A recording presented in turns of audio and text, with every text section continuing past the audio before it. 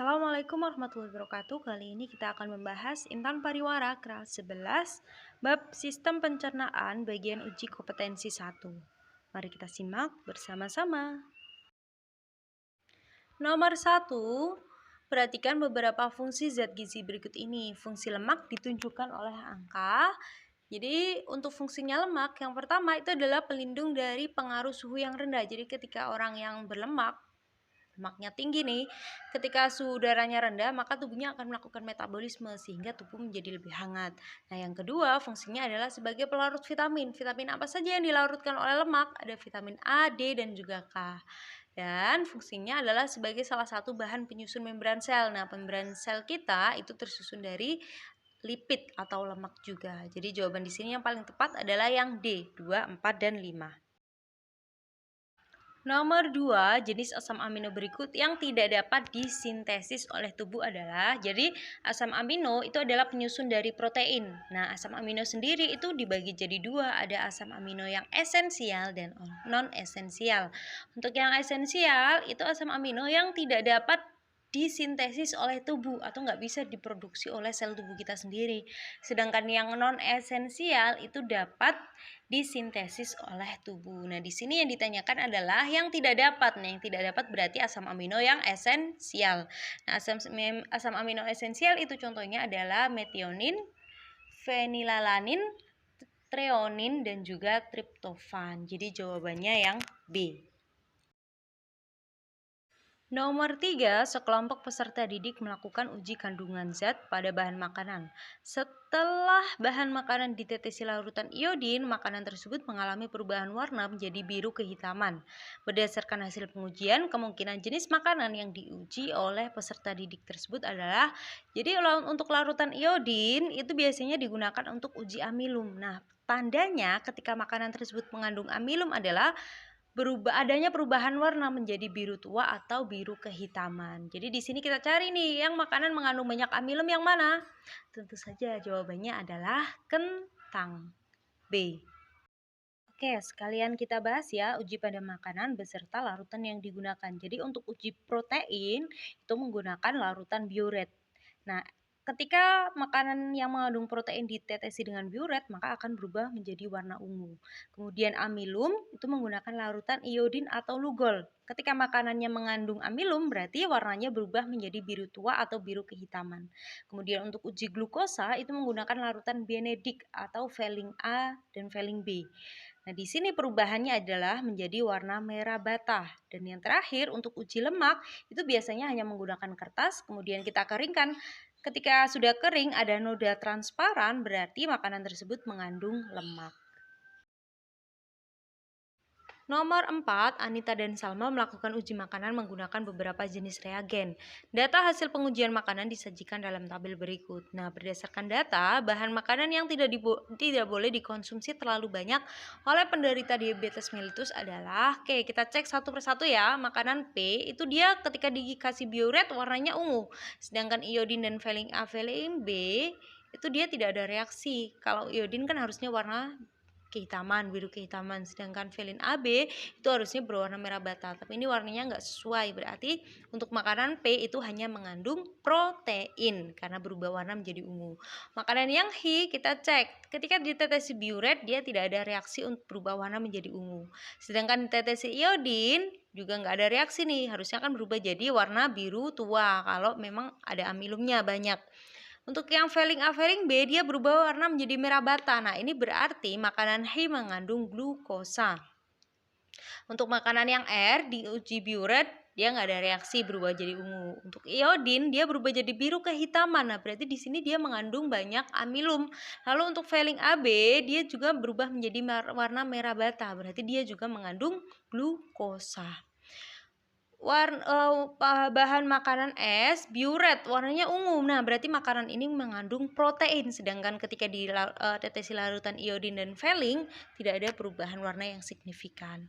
Berarti di sini yang tidak boleh dikonsumsi oleh penderita diabetes berarti makanan yang mengandung banyak glukosa atau amilum. Jadi jawabannya yang H dan juga R. Pilihan gandanya C. Nomor 5, sejak kecil Rizky kurang menyukai sayuran dan buah-buahan yang berwarna kuning kemerahan. Kebiasaan Rizky tersebut dapat memicu terjadinya penyakit. Jadi untuk buah-buahan atau makanan yang berwarna kuning kemerahan, di sini berarti dia mengandung beta karoten. Beta karoten itu kandungan dari vitamin A. Nah, kita cek ya. Rakitis itu kekurangan vitamin D. Pellagra itu kekurangan vitamin B3. Skorbut kekurangan vitamin C. Seroftalmia adalah penyakit karena kekurangan vitamin A, dan yang terakhir Osteomalacia itu kekurangan kalsium, fosfor dan juga vitamin D. Jadi di sini yang kekurangan vitamin A jawabannya yang paling tepat adalah yang D. Nomor 6, suatu jenis mineral memiliki beberapa fungsi sebagai berikut. Nama unsur mineral yang dimaksud dan akibat defisiensi mineral tersebut adalah, jadi ini kekurangan salah satu mineral nih, defisiensi itu. Cirinya mineral ini fungsinya adalah sebagai kofaktor pembentukan karbohidrat, kemudian membantu kontraksi otot, mengatur pelepasan insulin dari pankreas, dan juga sebagai transmisi impuls saraf. Nah, ini adalah fungsi dari mineral kalium. Nah, mineral kalium itu ketika orang tersebut kekurangan maka bisa menyebabkan salah satu penyakit, yaitu namanya adalah karies. Jadi jawabannya yang E. Nomor 7, suatu bahan makanan menunjukkan reaksi negatif saat diuji dengan biuret dan menunjukkan reaksi positif saat diuji dengan Benedict dan Lugol. Jika bahan makanan tersebut dijadikan sebagai satu-satunya sumber makanan dapat mengakibatkan penyakit. Oke, jadi ingat ya tadi kalau biuret itu untuk uji protein, sedangkan Benedict untuk uji glukosa dan Lugol digunakan untuk uji amilum. Nah, karena dia saat ditetesi Benedict dan Lugol itu reaktif, maka makanannya mengandung amilum dan juga glukosa. Tapi makanan ini ketika diuji dengan biuret, gak ada reaksi apa-apa. Nah, berarti makanannya tidak mengandung protein. Nah, kalau dijadikan sumber makanan utama nih terus-menerus tanpa mengkonsumsi protein, lama-lama orang itu akan mengalami kekurangan protein. Nah, kekurangan protein itu bisa menyebabkan penyakit yang namanya kwashiorkor. Jadi jawabannya yang E. Nomor 8, tahun ini Tono genap berusia 31 tahun, berat badannya 65 kg dan tingginya 162. Tono bekerja sebagai penjual kain di pasar. Berdasarkan penjelasan tersebut, jumlah energi yang diperlukan Tono dalam sehari adalah, jadi kita diminta untuk mencari kira-kira berapa kalori sih dalam sehari yang dibutuhkan oleh Tono. Nah, di sini rumusnya oke, sudah tertera ya di gambar.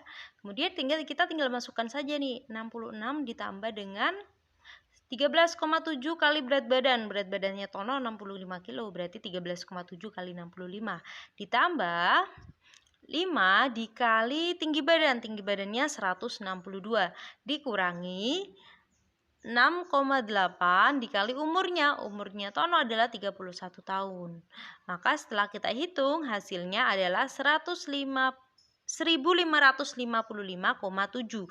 Nah, berhubung Tono ini adalah kegiatannya sehari-hari masuk ke dalam kategori sedang, maka dikalikan 1,76.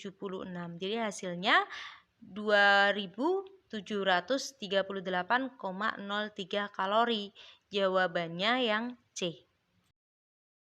Nomor 9, perhatikan pernyataan-pernyataan berikut. Pernyataan yang benar mengenai metabolisme karbohidrat yang terjadi pada saluran pencernaan. Nah, kalau terjadi di pencernaan itu adalah yang bagian nomor 3. Hasil akhir pencernaan karbohidrat berupa glukosa, fruktosa, galaktosa, dan manosa.